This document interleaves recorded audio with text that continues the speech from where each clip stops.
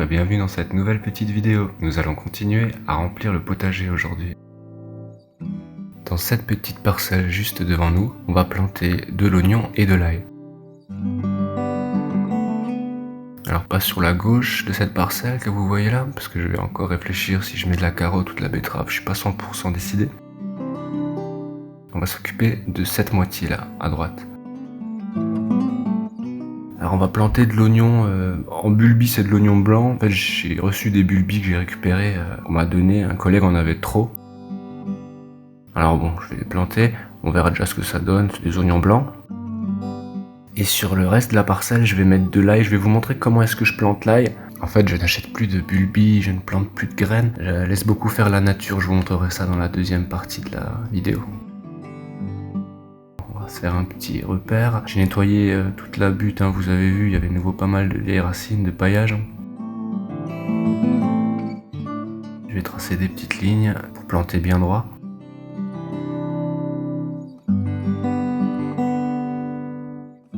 Alors voilà, comme je vous disais, hein, j'ai récupéré des bulbis d'oignons blancs. Ils ont l'air plutôt beaux, hein, mais je sais par expérience que ces bulbis du commerce ne marchent pas toujours à 100%. Hein. Les conditions de stockage sont pas toujours optimales et certains traitements que les producteurs mettent sur leurs bulbis ne donnent pas toujours un taux de germination à 100%. Hein. Mais je suis toujours content d'implanter une nouvelle variété au potager. Puis si elle me plaît, je la reproduirai et je ferai mes semences.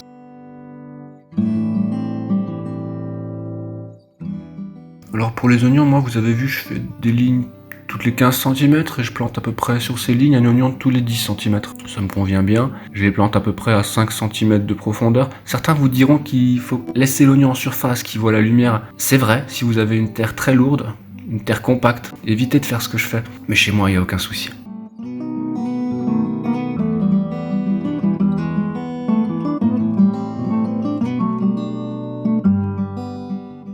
Voilà. Je vais installer chaque petite bulbie confortablement dans son petit trou. Et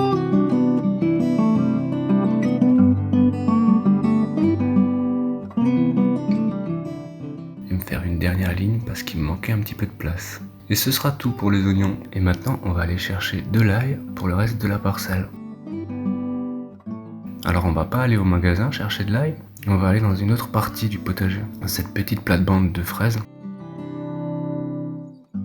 En fait, l'année dernière, j'ai tout simplement, à cette période de l'année, un mois plus tard, posé 3, 4, 5 gousses d'ail, en fait, que j'ai légèrement enfoncées dans le sol, et je les ai laissés tranquilles pendant un an, je les ai totalement oubliés. J'ai fait ça dans 2-3 autres endroits du potager aussi. Et maintenant, au printemps, ils sont prêts à être replantés. Il suffit de les déterrer et de les séparer.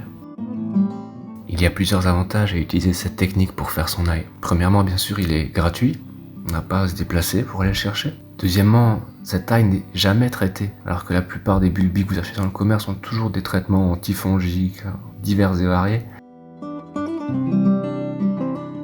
En plus de ça, vous allez gagner un bon mois, voire un mois et demi sur votre récolte d'ail en faisant comme ça. En effet, vous pouvez le voir ici, hein.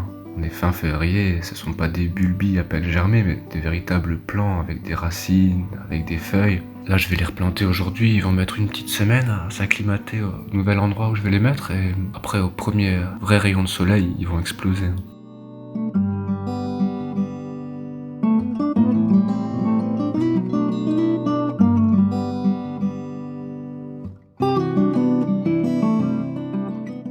Encore récupérer une petite motte. Alors la seule condition pour utiliser cette petite technique toute simple, c'est d'avoir encore une fois une terre légère et une terre meuble. Sinon vous ne pourrez pas récupérer vos jeunes plants sans abîmer les racines. Alors si vraiment vous avez une terre trop lourde, mélangez un petit peu de terreau à la partie du jardin où vous souhaitez mettre vos petites bulbis pour l'année prochaine, et là vous pourrez facilement les sortir.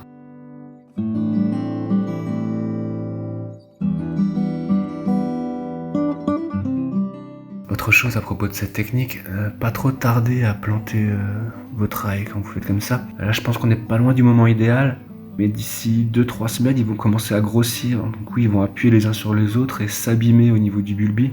Du coup vous aurez jamais de belles grosses gousses d'ail. Hein. Déjà celle-là c'est limite, faudrait pas plus quoi.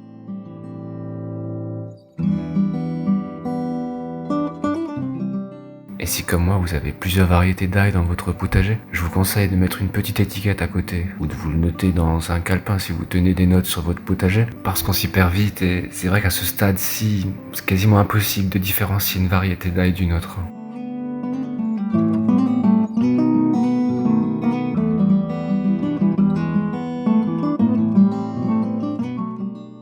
Ok, ben on a une bonne cinquantaine de petits plants en parfaite santé.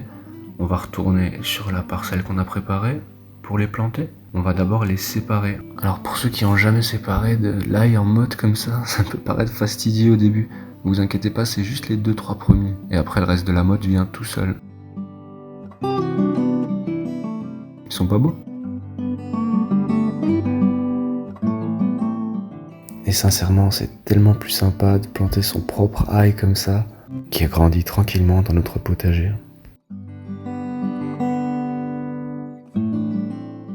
Et on va pouvoir planter tout ça. Alors comme d'habitude, mon petit fer à béton, vous commencez à le connaître, il me quitte pas au potager. Je vais les placer à peu près comme les oignons. Ça a tendance à grossir bien l'ail suivant les saisons, alors je les sépare quand même d'une dizaine de centimètres.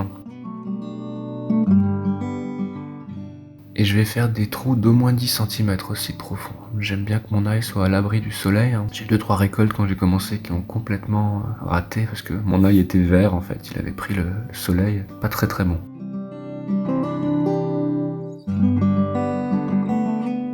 Voilà, et on va placer ces petits plants dans chaque petit trou. Et à la fin, je ramènerai un petit peu de terre à la base de chaque plant pour bien cacher les petites radicelles. Voilà, je vais réussir à faire 4 belles lignes avec ce qu'on a récolté dans le bac à fraises. Et puis, je compléterai cette parcelle jusqu'à la moitié avec encore d'autres. J'ai pas mal d'ail, comme je vous ai dit, qui traînent à gauche, à droite, un peu partout dans mon potager. Je compléterai ça.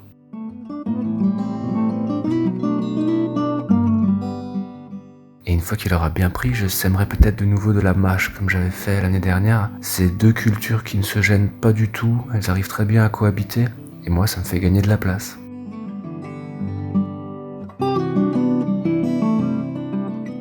Alors il peut mettre une petite semaine à se redresser l'ail. Faut pas s'inquiéter, faut pas penser qu'il a pas pris, c'est une plante qui est très solide en vérité.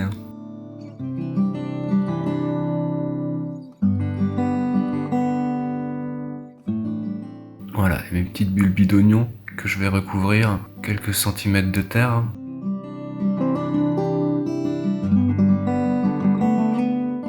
Je pense qu'il devrait sortir d'ici 2-3 semaines, je vous montrerai l'évolution, comme toujours.